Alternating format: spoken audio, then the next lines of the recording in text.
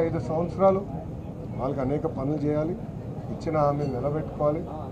ఒక ఆదర్శ నియోజకవర్గంగా మంగళగిరిని తీర్చిదిద్దే బాధ్యత ఇప్పుడు ఎమ్మెల్యేగా మంగళగిరి ప్రజల కోసం లోకేష్ చేస్తారని ఈ మీడియా సమావేశంగా మంగళగిరి ప్రజలందరికీ తెలియజేస్తున్నారు. ఇప్పుడు మీడియా మిత్రులకి ఏమైనా ప్రశ్న ఉంటే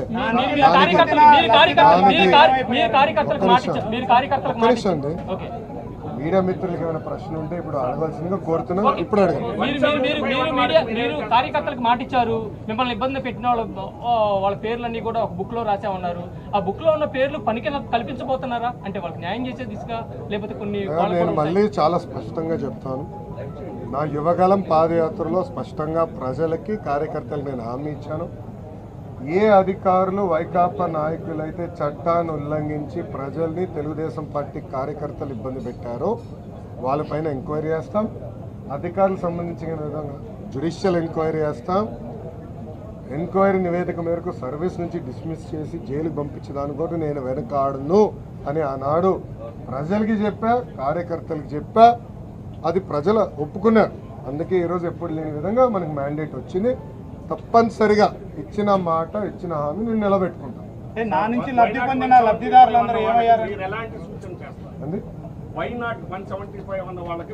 నేను వైకాపా, దయచేసి వైకాపా నాయకులకి పార్టీకి సూచించే స్థాయి నాది కాదు.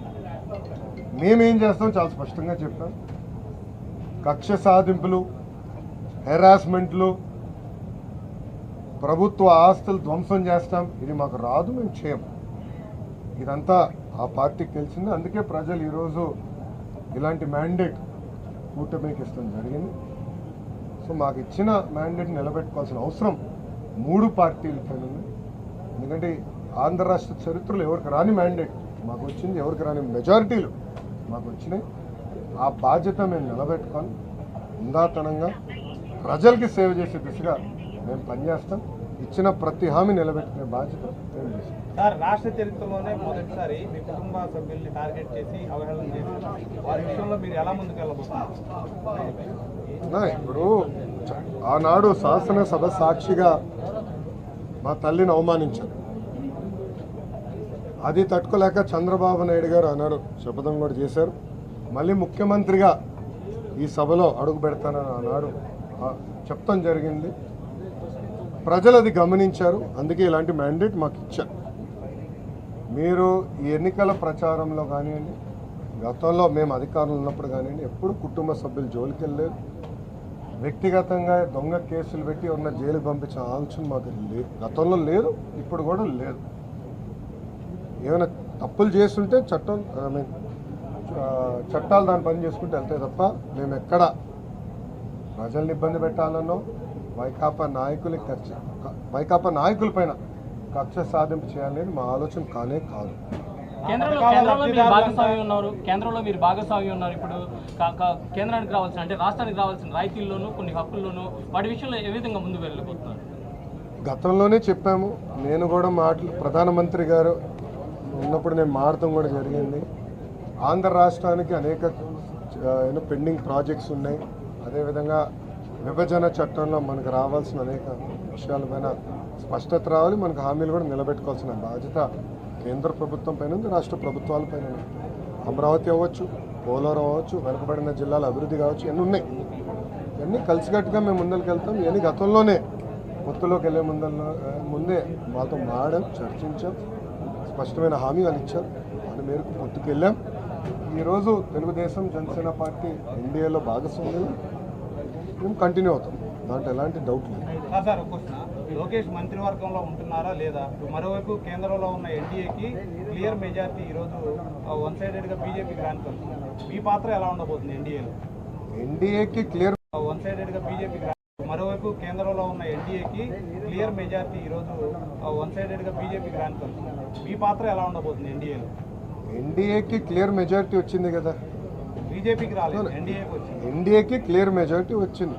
సో దాంట్లో వేరే ఆలోచన తెలుగుదేశం పార్టీ కానీ జనసేన పార్టీకి లేదు. వేరే మేమందరం ఎన్డీఏలో భాగస్వామ్యం, దాంట్లో ఎలాంటి డౌట్ లేదు. నెంబర్ 2 ముందే కార్యక్రమం నా భవిష్యత్ అంటే నా పాత్ర ఏంటనేది అది మా అధిష్టానం, నాయకుడు చంద్రబాబు నాయుడు గారు నిర్ణయిస్తారు. అది నేను మాట్లాడే విషయం కాదు. ఓకేనా? ఒకే రాష్ట్రం ఒకే రాజధాని, అది అమరావతి. తెలుగుదేశం, జనసేన, భారతీయ జనతా పార్టీ నాయకులం అందరం కూడా ఆ మాట పైన కట్టుబడి ఉన్నాం. రాజధాని లేని రాష్ట్రానికి రాజధాని అవసరం. కానీ అదేవిధంగా అభివృద్ధి వికేంద్రీకరణ పనులు ఏదైతే ఆనాడు ప్రారంభించాం, ఇప్పుడు అనంతపూర్కి కియా మోటార్స్, చిత్తూరు జిల్లాకి అనేక ఎలక్ట్రానిక్స్ తయారు చేసే పరిశ్రమలు, కడప జిల్లాకి స్పోర్ట్స్, అలా స్పష్టమైన హామీలు గతంలో ఇచ్చాం. హామీలు కూడా నిలబెట్టుకున్నాం, కొన్ని చేయలేకపోయాం టైం సరిపోలేక. ఈసారి ఇచ్చిన ప్రతి హామీ నిలబెట్టుకునే బాధ్యత మేము తీసుకుంటాం. అన్ని జిల్లాలు సమగ్ర అభివృద్ధి చేసే బాధ్యత కూడా తెలుగుదేశం, జనసేన, భారతీయ జనతా పార్టీ ప్రభుత్వం తీసుకుంటాం. ప్రమాణ స్వీకారం ప్లేస్ ఏమన్నా టూ ఎర్లీ అన్నాయండి. ఎందుకంటే చంద్రబాబు నాయుడు గారు, మేము ఇప్పుడు వాళ్ళలాగా డేట్లు ముహూర్తాలు మేము ఫిక్స్ చేసుకోమండి. ప్రజలు తీర్పు వచ్చిన తర్వాత చేయాల్సిన పనులు ఉంటాయండి. ప్రజలు తీర్పు రాకుండా ముందర మేమే ప్రమాణ స్వీకారం ఎక్కడ చేస్తాం, పలానా టైం చేస్తాం, ఈనాడు మేము అనలేదు, అన్నాం. ఈరోజు తీర్పుని మేము అద్భుతమైన తీర్పు ఇచ్చారు. ఆ తీర్పుని మేము స్వాగతిస్తున్నాం, గౌరవిస్తాం. అదే ఇద్దరు పవన్ కళ్యాణ్ గారు, బాబు గారు కూడా కలబోతున్నారు, కూర్చొని అన్ని విషయాలు మాట్లాడుతున్నారు. అది ఎప్పుడు ఏంటనేది నాయకులందరూ నిర్ణయిస్తారు. రేపు మళ్ళీ ఎన్డీఏ కూడా మీటింగ్ ఉంది. సో అన్నీ జరగాలి, ఎంత డిసైడ్ చేస్తారు. కూటమి గెలుపులో జనసేన పార్టీ ఎంతవరకు పనిచేస్తుంది? మీకు జనసేనకి రాబోయే రోజుల్లో ఏ విధంగా కలిసికట్టుగా పనిచేస్తామని చాలా స్పష్టమైన హామీ ఇచ్చాం. కలిసికట్టుగా పనిచేసాం. మీరు చూస్తే 21 సీట్లకి 21 సీట్లు జనసేన పార్టీ గెలిచింది. 10 ఎమ్మెల్యే సీట్లు 8 స్థానాలు భారతీయ జనతా పార్టీ గెలిచింది. తెలుగుదేశం పార్టీ కూడా ఇప్పుడు రాని విధంగా మాకు వచ్చిన మెజారిటీ స్థానాలు మేము కూడా కైవసం చేసుకుంటాం జరిగింది. కలిసికట్టుగా మేము ప్రయాణిస్తాం. ప్రజలు ఒక బాధ్యత పెట్టారు మా పైన. 3 పార్టీలు కలిసికట్టుగా పనిచేయాలి. దారి తప్పిన రాష్ట్రాన్ని సరైన దారిలో పెట్టాలి. గతంలో ఈ ప్రభుత్వం చేసిన పొరపాట్లని మేము చేయకూడదు. ఇసుక విధానంలో కానీ, మద్యం విధానంలో కానీ, రెవెన్యూ విధానంలో కానీ అన్నీ పకడ్బందీగా మేము సంస్కరణ తీసుకురాలి. ప్రజలు ఏ ఆశయాలతో అయితే మమ్మల్ని గెలిపించారో అది నిలబెట్టుకోవాల్సిన బాధ్యత మా పైన. ప్రధాన ప్రతిపక్షం లేకుండా గెలిచింది వైసీపీ, ఏంటి ఎక్కడ లోపం జరిగింది? ఆ 4